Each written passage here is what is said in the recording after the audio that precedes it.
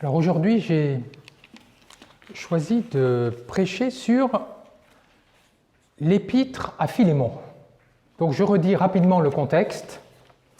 Donc Philémon est un riche chrétien de Colosse qui possède vraisemblablement plusieurs esclaves. C'est quelqu'un de très altruiste qui aide la communauté chrétienne et Paul le connaît et l'apprécie beaucoup. Donc il a plusieurs esclaves, dont Onésime. Alors Onésime, vraisemblablement, a commis une malversation envers son maître et s'est enfui. Il a rencontré Paul, il s'est converti, Paul l'a baptisé, et puis il s'est lié d'amitié à Paul et s'est mis à son service, est devenu un de ses collaborateurs. Et là, Paul, il est confronté à un dilemme.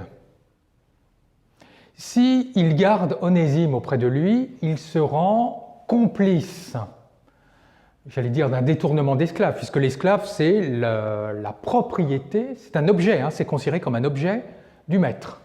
Il peut être condamné.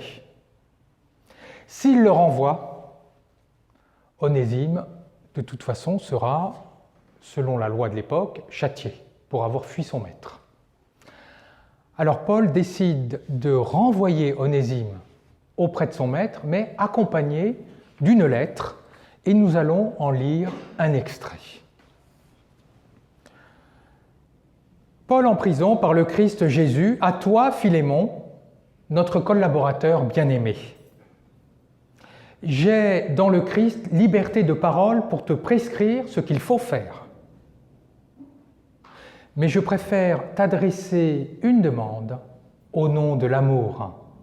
Moi, Paul, tel que je suis, un vieil homme, et qui plus est prisonnier maintenant à cause du Christ Jésus, j'ai quelque chose à te demander pour Onésime, mon enfant, à qui en prison j'ai donné la vie dans le Christ en le baptisant. Je te le renvoie, lui qui est comme mon cœur. Je l'aurais volontiers gardé auprès de moi pour qu'il me rende des services en ton nom, à moi qui suis en prison à cause de l'Évangile. Mais je n'ai rien voulu faire sans ton accord, pour que tu puisses accomplir ce qui est bien, non par contrainte, mais volontiers.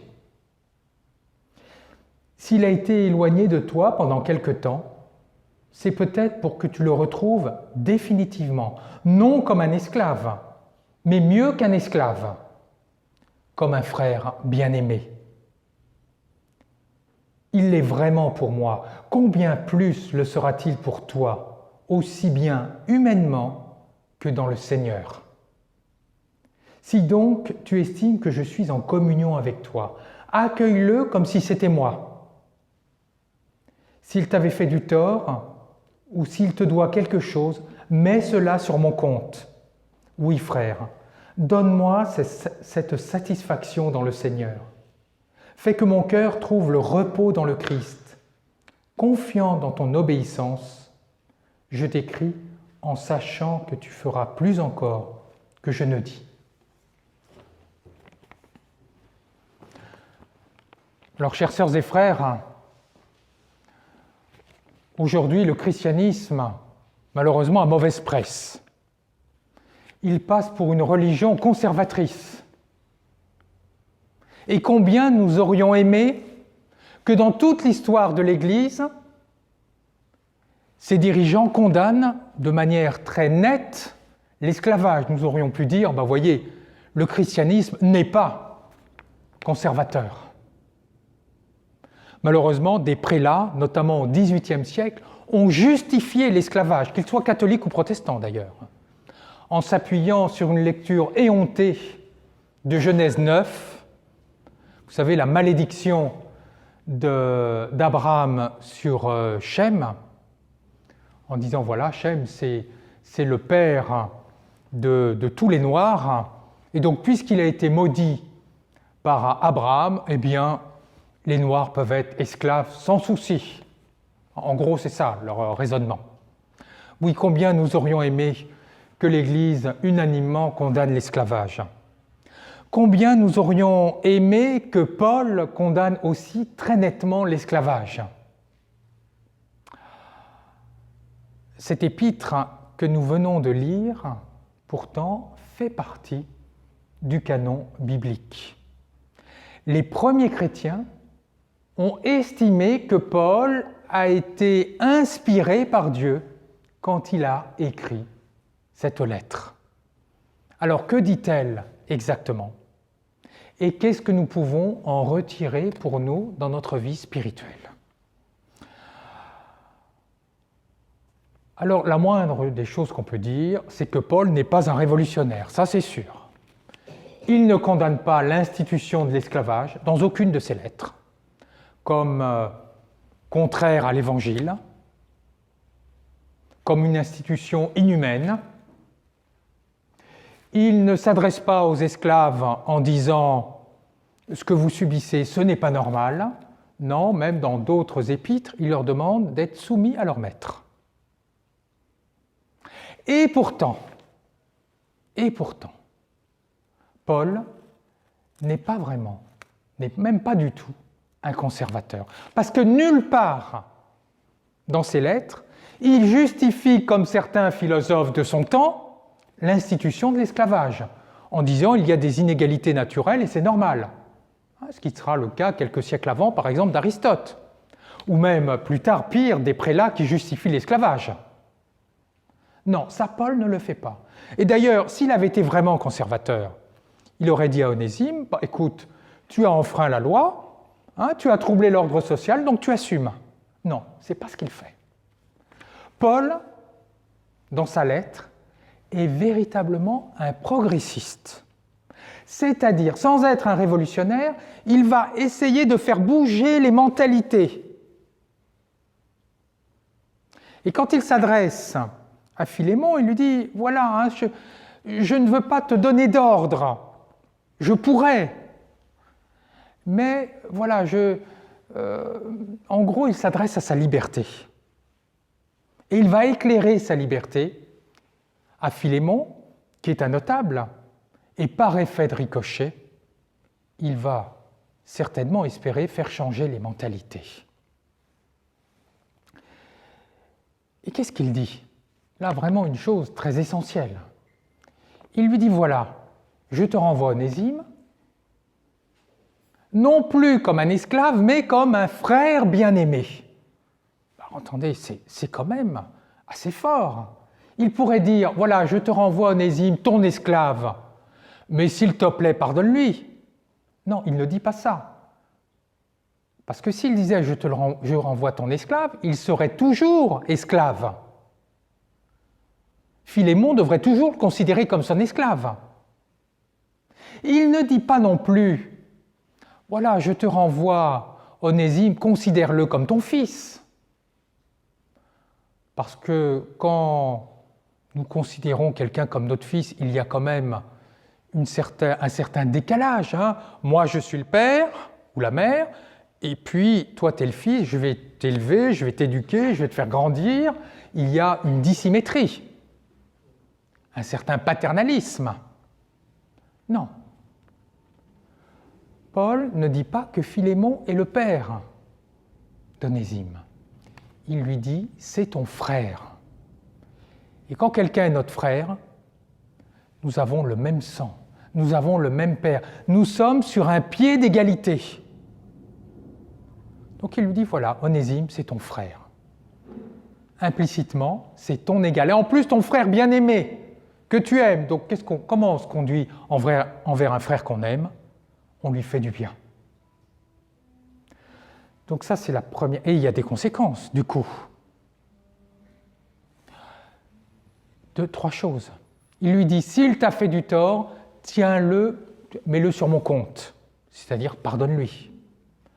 Il lui demande un service personnel, renvoie-le auprès de moi, mais ça, ce n'est pas le plus important. Il lui dit même à Philémon, je sais que tu feras bien plus que je te demande. Qu'est-ce qu'il pourrait faire bien plus que de pardonner à Onésime? Qu'est-ce qu'il pourrait faire, si ce n'est de la franchir? Absolument. Donc vous voyez, Paul, quand même, dans ses propos, est subversif.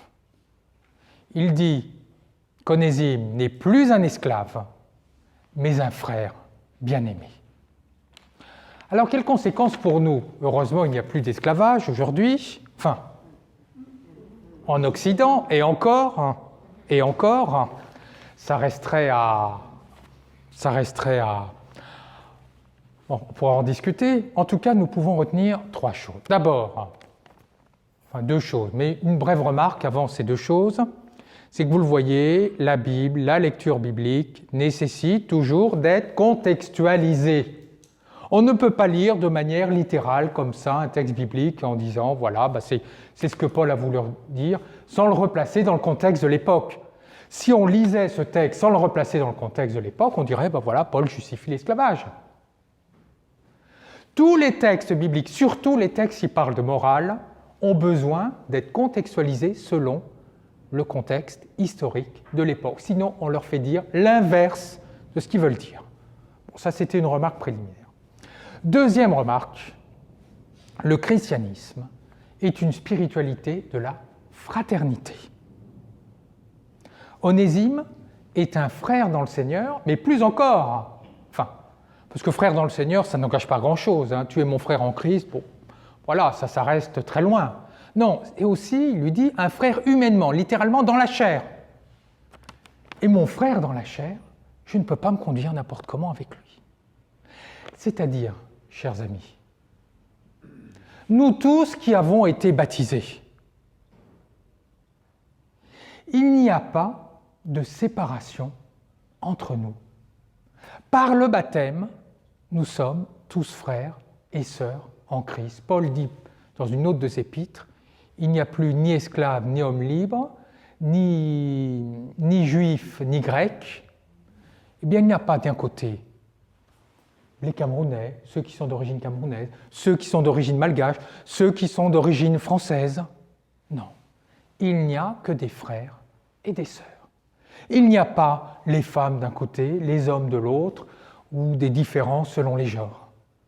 Il n'y a pas des différences selon l'origine sociale, les cadres d'un côté, les ouvriers de l'autre, non. Il n'y a que des frères et des sœurs en Christ. Et déjà, à l'époque de Paul, c'était vécu. Une chose, tous partageaient la même table, ce qui était révolutionnaire pour l'époque. Est-ce que nous réalisons que nous sommes, nous tous, des frères et des sœurs en Christ et qu'il n'y a pas de différence entre nous? La deuxième chose, le christianisme n'est pas une mystique évanescente, où il y aurait ma relation avec Dieu dans la prière, dans la lecture biblique, ce qui est vrai, avec Dieu, et puis les autres, ça ne me regarde pas. Non. Il y a une implication de Paul du fait de sa foi dans ses relations interpersonnelles. Il aurait très bien pu laisser tomber Onésime. Mais il dit, quand il s'adresse à Philémon, il est dans mon cœur. Il va tout faire pour le sortir finalement des conséquences d'une loi absolument inique, qui est celle de l'esclavage, et du fait qu'il ait fui sa situation, il risque d'être sévèrement châtié. Mes chers amis, les chrétiens, des chrétiens, pas tous, mais des chrétiens, dans l'histoire, se sont engagés du fait de leur foi contre l'esclavage, pour l'égalité homme-femme, contre le racisme, du fait de leur foi, simplement. Et je pense à un nom, un Anglais du XVIIIe, XIXe siècle, William Wilberforce, qui à un certain moment a vécu une conversion personnelle et s'est dit je vais vivre tranquillement chez moi, avec ma femme, mes enfants, et puis je vais vivre dans la prière. Et ses amis lui ont dit non.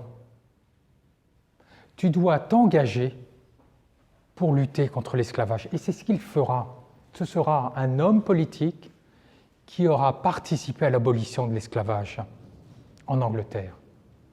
Mes chers amis, comment considérons-nous notre foi?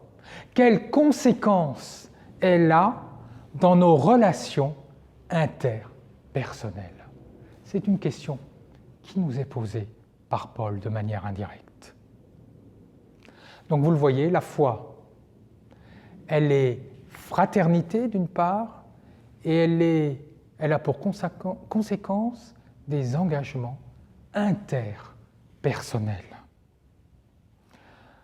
Alors pour conclure, il y aurait eu bien d'autres choses à dire, notamment sur d'autres textes de Paul sur l'esclavage. En tout cas, retenons deux choses. Paul a des propos subversifs contre l'esclavage quand il dit qu'Onésime n'est plus un esclave, mais un frère bien-aimé. D'autre part, la foi, elle est fraternité d'une part, et d'autre part, engagement dans les relations interpersonnelles. Amen.